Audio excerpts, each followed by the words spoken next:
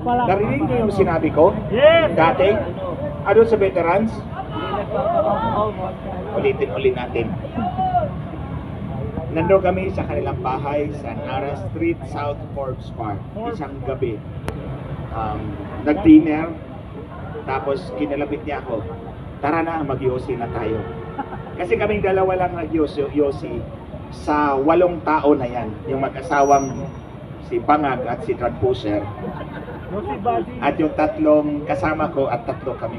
Pero kung nasa kilid ako palagi ni Drug Pusher, ni Hilas na Palaka. Kasi nga, kaming dalawa lang ang nag-yosi. Tapos ito, sabi niya,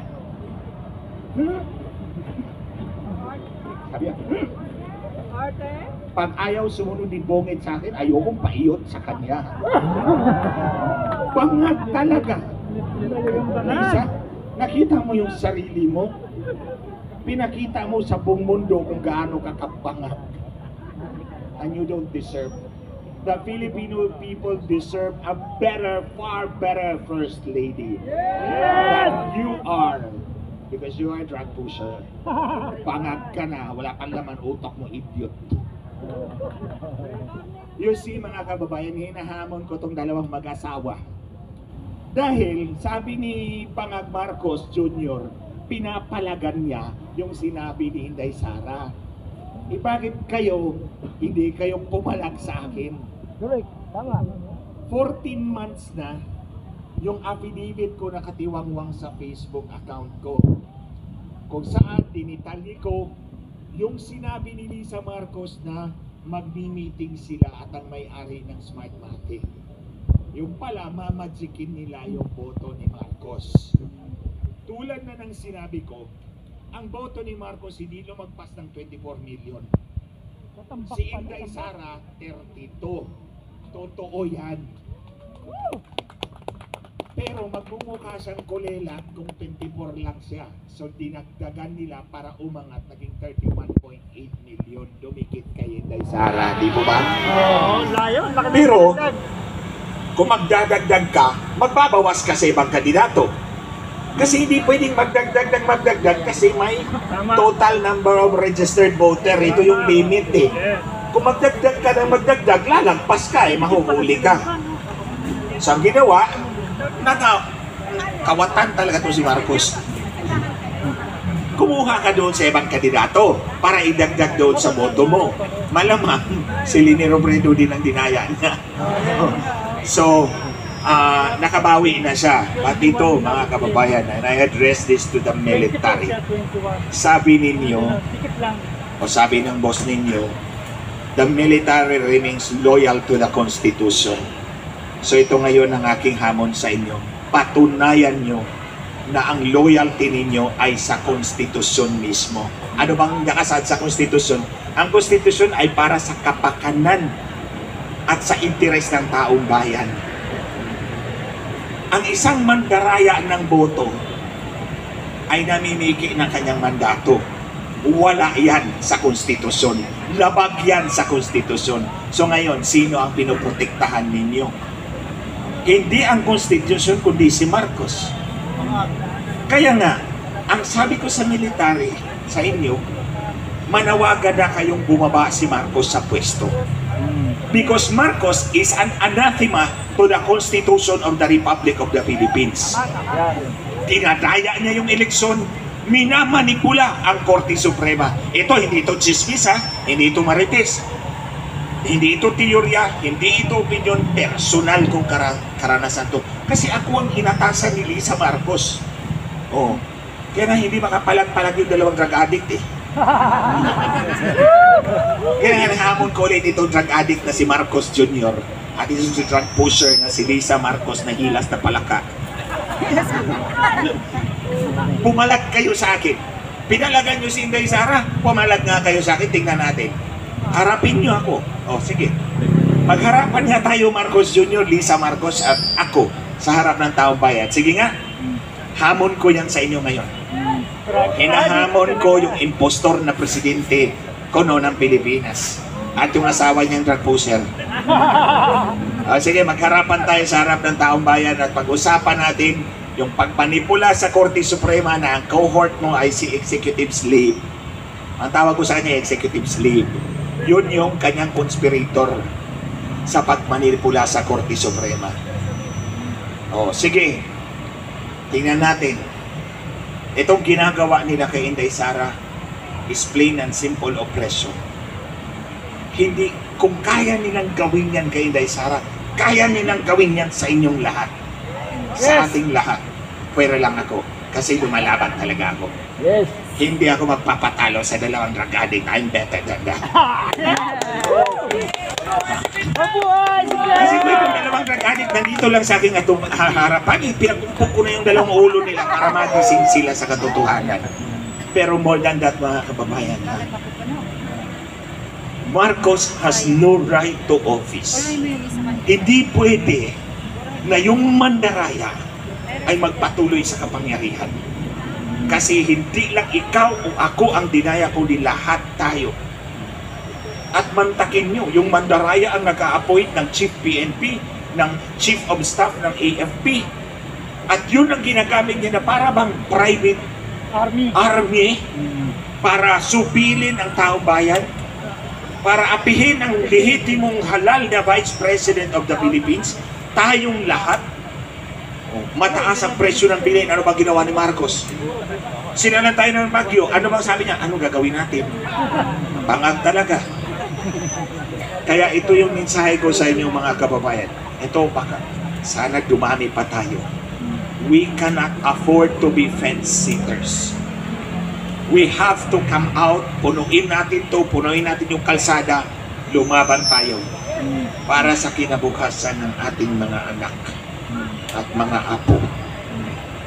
Ito mga batang to, they cannot speak for themselves today. It's for you and for me to stand up and fight. Because when we win the future for everybody. I-reserve ko na lang yung iba kung sasabihin bukas uli. Kasi araw-araw ako nandito. Araw-araw na ako nandito. Basta I will be here, I will be with you. We will fight together, we will win together by God's grace and power. Muli, hinahamon ko si National Drug Addict, Bongbong Bangag Marcos, at si First Drug Pusher Lide Lisa Marcos, Hilas Palaka Marcos. Hilas is ano ba yun sa Bisaya? Bisaya is Hilas. Sa Tagalog is? Walang hiya.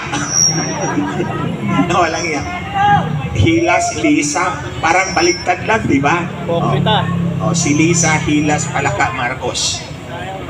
Hinahamon ko kayong dalawa dito. Sagutin natin yung mga isyo na ayaw niyong palagan. By the way, hindi nga pumalag din sa kay tong dalawa kay Kati Binag, di ba? Dakdak si Kati Binag na drug addict tong dalawa. Yung isa drug pusher talaga. Walang sagot. Hindi pumalag. Sa isyo ng halalan, hindi rin pumalag sa akin. Pero kay Inday Sara, pinapalagan nila. Kasi nga, si Inday Sara remains the biggest stumbling block sa kanilang hangarin na makontrol yung buong Pilipinas ng ilang taon.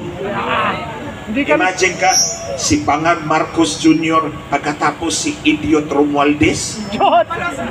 Tandaan nyo, hindi ko natawagin na idiot talaga yan Pasensya na ha, pero prangka ako magsalita.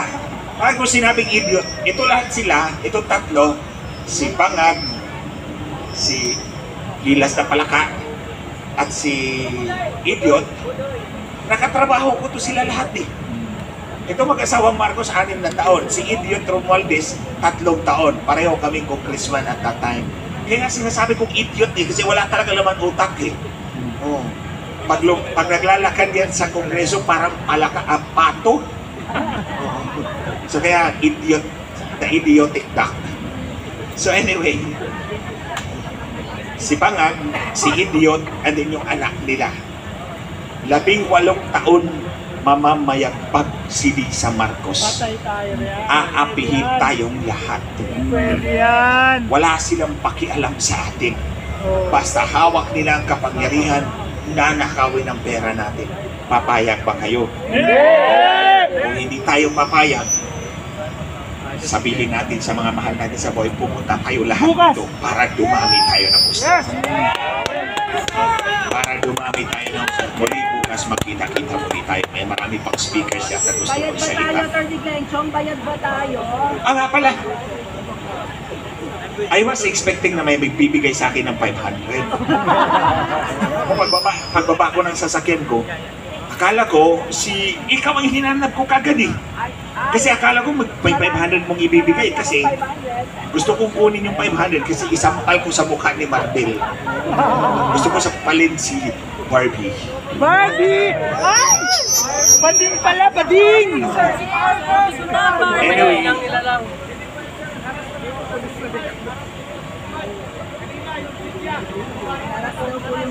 hinaras? Sino ang nagharas, sir?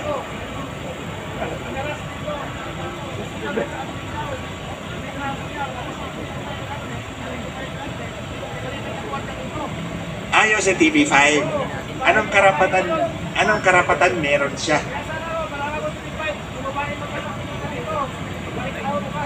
Oo, tsaka huwag tayong magpa-intimidate sa kapulisan, ha? Huwag tayong magpa-intimidate sa kapulisan kung gagamitin nila yung kanilang kapangyarihan. Meron tayong karapatan na lumaban kung tayo'y aapihin. Konstitusyonal yan. Oh, tayo nasa konstitusyon, si Marcos nandun sa kabilang side. Oh, illegal and constitutional. So huwag kayong matakot sa mga pulis kung tatakutin tayo. Sabihin nyo, nasa nga ba yung portalet natin? Hindi nila pinahintulutan, di ba? Ito yung simbahan, di ba? Si Father Jerome Siciliano, Yes! ang rektor. Yes! Sige, kung kaya ko bukas, kausapin ko si Father Jerome. Salamat, sir. Kilala niya ako eh. In-interview ako nito ni Father Jerome dati sa Smartmatic, sa Radyo Veritas. So, subukan natin. So, ang portalet nandiyan pa. Order na lang, sige. Subukan natin kung kaya natin. Ito, mukhang takot ito kay ang may-ari nito, takot ito sa mga sa mga bangag. Eh tayo, hindi naman tayo matatakot sa bangag eh. Kasi hindi tayo bangag, di mo ba? Tama! Ulitin ko, Ang arte naman. pag ayaw ni Pongit sumunod sa akin, ayaw kong paiyot sa kanya. My goodness, hindi si Marcos ang nakaupo as president. Ang asawa niyang ayaw magpaiyot pag hindi siya sumunod. Di po ba? With more reason, tanggalin talaga natin tong incompetent na bangag. O, di ba? That's another reason, mga kababayan. So, bukas na ulit, ibang storya na naman bukas. Pero yung iyot, ulit-ulitin ko talaga. Maraming salamat sa inyong lahat. Maraming salamat for standing up for our country, for our future. Lahat naman tayo mabibiyayaan. Thank you, Kuya JM. Thank you, Maui. Ang 500 na ibigay mo kasi isampal ko kay Martel. Okay, anyway guys, thank you very much. Kita-kita tayo muli bukas. Sana mas marami pa tayo bukas.